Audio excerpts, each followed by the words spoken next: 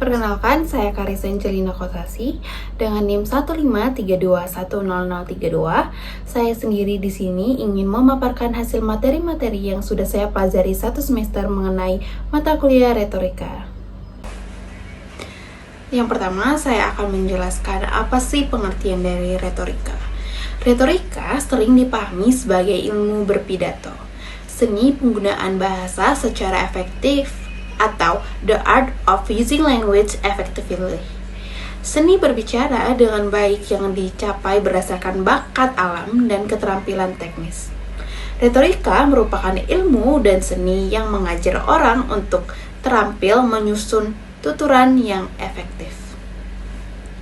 Retorika juga merupakan seni untuk memanipulasi percakapan, atau yang sering disebut dalam bahasa Inggris the art of fake speech. Selanjutnya, retorika terbagi menjadi dua kajian, monologika dan dialogika. Monologika adalah ilmu berbicara secara monolog, di mana hanya satu orang yang berbicara. Contoh monologika adalah presentasi, pidato, dan lainnya. Menurut Profesor Rahmat tentang pidato itu bentuk monologika atau komunikasi yang satu arah. Maka dari itu memiliki 3 tujuan. Yang pertama yaitu pidato informatif yang bertujuan menyampaikan informasi apapun isinya, yang penting isinya penyampaian informasi. Pidato informatif ditujukan untuk menambah pengetahuan pendengar. Yang kedua, pidato persuasif yang bertujuan untuk mempengaruhi audiens atau khalayak agar khalayak berubah pilihannya, pemahamannya, sikap, bahkan perilakunya. Perubahan dapat dibedakan ke arah positif atau bahkan negatif. Perubahan yang kita kehendaki adalah sifat positif dalam hal persuasi membujuk audiens untuk mengubah pemahaman, sikap, perilaku, dan hal yang baik. Dan yang terakhir ada pidato rekreatif, merupakan pidato yang tujuan utamanya adalah menyenangkan atau menghibur orang lain. Reaksi yang diinginkan adalah terhibur pendengar sehingga muncul suatu kegembiraan. Selanjutnya, dialogika adalah ilmu atau seni berbicara secara geologis di mana terdapat 2 orang atau lebih dalam proses pembicaraan. Contoh dialogika adalah diskusi, wawancara, negosiasi, dan lainnya.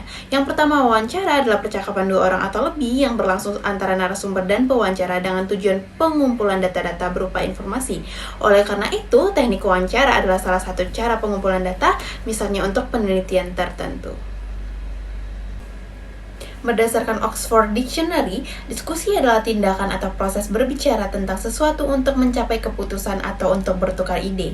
Diskusi adalah bentuk interaksi dalam kehidupan sehari-hari yang melibatkan 2 atau lebih orang untuk membahas dan mencari solusi dari sebuah masalah.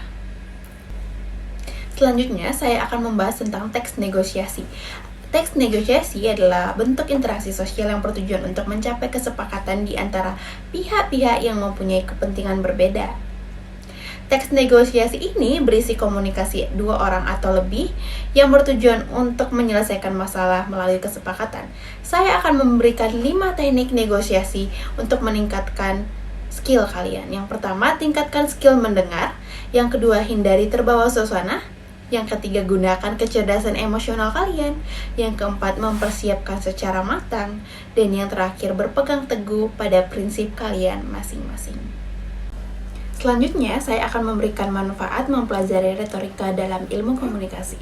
Yang pertama, membuatmu pandai dalam merangkai kata saat berbicara di depan umum. Yang kedua, memahami pentingnya intonasi dalam berbicara dengan orang lain. Yang ketiga, ide yang ingin kamu sampaikan kepada orang lain akan lebih mudah dicerna dan dipahami. Dan yang keempat, dengan mempelajari retorika juga dapat membantu kita pandai untuk menjadi MC loh. Siapa nih yang pengen jadi MC? Yang terakhir, kita akan lebih menghargai orang yang berbicara di depan kita. Sekian manfaat dari mempelajari retorika. Sekian pemaparan materi-materi retorika selama 1 semester yang bisa saya sampaikan. Semoga bermanfaat bagi saya dan bagi kalian semua. Materi retorika ini sangat bermanfaat khususnya untuk saya paparkan di jurusan ilmu komunikasi saya, karena retorika merupakan cikal bakal dari ilmu komunikasi. Sekian yang bisa saya sampaikan. Jika ada salah kata, saya minta maaf. Saya Karisa Angelina Kosasi, pamit undur diri. Sampai jumpa.